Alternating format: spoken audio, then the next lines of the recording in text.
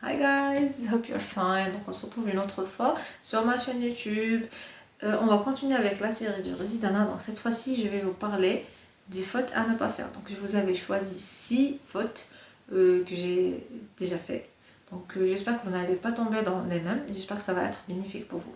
Il faut savoir que le Residana, c'est un concours qui est difficile à préparer tout seul parce qu'il y a beaucoup de cours, il y a beaucoup de modules. C'est difficile à planifier.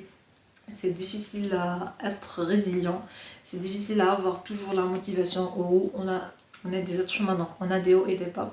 Donc la meilleure solution pour le préparer, c'est de le faire avec des amis. Donc il faut avoir quelqu'un avec qui préparer, il faut s'entourer des gens bien, des gens qui veulent travailler. Il faut avoir 2 ou 3 personnes, je ne dis pas des groupes de 20 ou de 10 personnes, donc des 2, 3, 4 personnes. Donc vous allez faire un planning ensemble. Je ne vous dis pas qu'il faut faire les mêmes modules, faire les mêmes cours et tout, mais non, l'essentiel c'est avoir un planning. Vous essayez de respecter ce planning là, donc chacun va booster l'autre. Essayez d'organiser des sorties ensemble, donc quelqu'un a fait ce module, quelqu'un a fait l'autre module, donc vous essayez de faire des échanges d'informations à la bibliothèque ou dehors, donc vous essayez de faire des appels entre vous, des appels vidéo, des appels téléphoniques, et de faire des QCM ensemble. C'est un examen qui est très stressant, donc là si vous allez endurer le tout seul, je pense que vous allez sombrer un petit peu dans la dépression, dans le burn-out et tout, donc il faut être bien entouré des gens avec qui préparer le résident, mais aussi sur le plan personnel, sur le plan familial. Il faut vraiment avoir des gens qui vous poussent de l'avant, des gens qui vous disent que tiens voilà vous pouvez faire, des gens qui vous encouragent quoi. Donc ça c'est là, donc la première, on en tire la conclusion, la première faute à ne pas faire, c'est de rester et préparer seul. Il faut toujours être avec quelqu'un, il faut toujours s'entourer des gens. Donc si vous vous sentez déprimé, vous avez quelqu'un à qui parler, vous avez quelqu'un qui va vous remonter le moral, et c'est réciproque. Si vous avez un ami qui sombre, vous allez tirer avec vous. Si vous avez quelqu'un qui fait une dépression, vous allez quand même lui remonter le moral, ainsi de suite. Donc ne restez pas seul, ne planifiez pas seul. La deuxième faute à ne pas faire, c'est ne pas écrire. C'est la faute, je sais pas comment dire, mais c'est une très grosse faute. Parce que comme je l'ai déjà dit, il y a beaucoup de cours, beaucoup d'informations. Donc si vous vous dites cette information je vais la retenir, vous n'allez pas retenir. Donc si par exemple vous prenez un QCM, vous trouvez difficile, vous cherchez la réponse, vous la trouvez et puis vous dites oh c'est pas la peine, je vais me rappeler.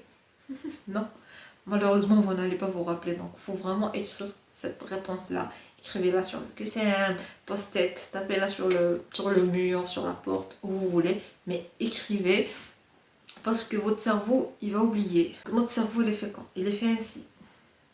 On le surcharge d'informations, il va supprimer au fur et à mesure plusieurs informations. La troisième faute à ne pas faire, c'est ne pas planifier. Croyez-moi, la planification c'est la clé. Il faut faire des plans. Même si vous n'allez pas respecter ces plans à 100%, mais vous serez en mesure de savoir votre évolution. Qu'est-ce que vous avez fait, qu'est-ce que vous n'avez pas fait, qu'est-ce que vous avez décidé de faire. Aussi, quand vous allez étudier, vous n'allez pas être sombré, vous n'allez pas être perdu, vous n'allez pas avoir tous les affaires éparpillées sans savoir quoi faire. Donc vous allez vous réveiller le matin, vous avez en idée ce qu'il faut faire. Vous avez déjà une liste du cours à faire, vous savez où vous allez aller, qu'est-ce que vous allez étudier, donc vous êtes déjà à l'aise, vous allez faire un travail en moins pour votre cerveau, donc il ne va pas rester là à voir les cours et à se dire ah mais qu'est-ce que je vais faire, ah mais qu'est-ce que je vais choisir, non. Donc là vous faites un plan, même si vous vous sentez fatigué à la fin, vous laissez 2-3 cours, allez, à condition de ne pas les laisser chaque jour. La quatrième faute à ne pas faire, enfin ça se ressemble un petit peu à la troisième, c'est de ne pas enregistrer son évolution. Parce que si on n'enregistre pas son évolution, vous allez être perdu. Donc vous ne savez pas ce que vous avez fait, où vous allez aller. Donc vous faites le plan. Chaque soir, vous faites une mise en point sur les cours que vous avez fait et tout ce qui vous reste. La cinquième faute, c'est de ne pas faire de QCM. Parce qu'on sait, les QCM c'est la clé. Donc je vous l'ai déjà dit, je vous le redis. Il n'y a pas mieux que les QCM pour avoir un bon classement, pour avoir son résident. Parce qu'on ne peut pas retenir toutes les informations qui existent dans le cours, mais les QCM se répètent. Ce qui nous amène à les 2 dernières fautes qu'il ne faut pas faire.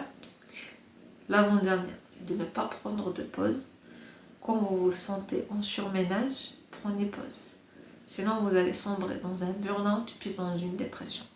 Sachez que votre cerveau a besoin de pause, a besoin de resting and just chilling. Donc, permettez-lui de le faire. Je ne vous dis pas qu'il faut prendre des pauses d'une semaine, de 2-3 semaines, non. Une pause d'une journée, c'est suffisant. Vous vous sentez vraiment sombré. Une journée, prenez pause, allez, sortez avec vos amis, vos amis, votre compagnie, je sais pas, votre famille. Faites quelque chose qui vous sort de l'ordinaire.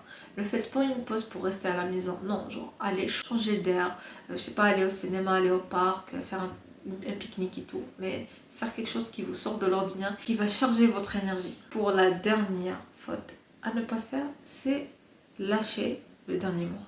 Le dernier mois, c'est, je peux dire que c'est l'étape la plus importante. Donc si vous vous acharnez à travailler, je sais pas, si vous vous acharnez à travailler toute une année et puis au dernier mois vous lâchez, c'est pas ça. Enfin, on préfère commencer un petit peu tard et aller au bout jusqu'à la dernière minute que lâcher le dernier mois. Donc ça, c'était quelques fautes que j'en ai tirées de ma propre expérience. Si vous avez d'autres questions ou d'autres fautes vous-même que vous avez faites dans votre cursus, dans votre examen ou vos concours, laissez-les dans les commentaires. Sinon, je vous dis à la prochaine.